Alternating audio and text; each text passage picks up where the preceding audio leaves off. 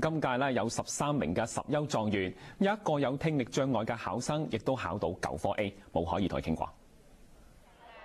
呢名9優女狀元係銅鑼灣聖保祿學校嘅學生，左耳嘅聽力雖然只有一半，但冇成為佢嘅障礙，佢仲立志要成為醫生。雖然我有呢一個聽覺嘅受損，但我覺得只不過係 listening 方面可能就會要需要一啲特別嘅安排，因為其實做醫生係由我聽力即係有受損咗啦，同埋經歷咗沙士之後，我就好即係覺得醫生好偉大，同埋即係佢哋所做嘅嘢係無私去幫助唔同需要嘅人咯。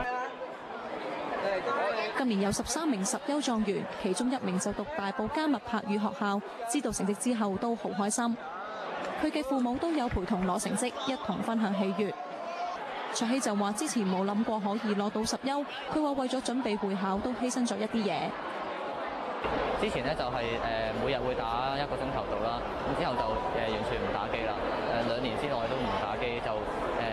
有咩時間有剩嘅時間就攞去温書啦，即係唔使做功課啊，唔使做其他嘢嘅話咧，就可以攞去做温書。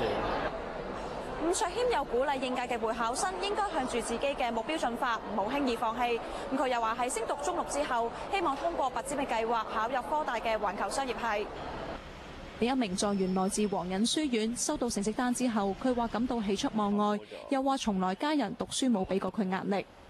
令我印象最深刻嘅就係我小學1年班嘅時候咧，咁我媽媽就同我講過，就話即使我係喺測驗考試考0分都好啦，佢都唔會打我，唔會鬧我，因為佢知道我係一定有原因嘅。佢嘅媽媽就話冇對佢有特別嘅期望，只要個仔開心就得啦。亞洲電視記者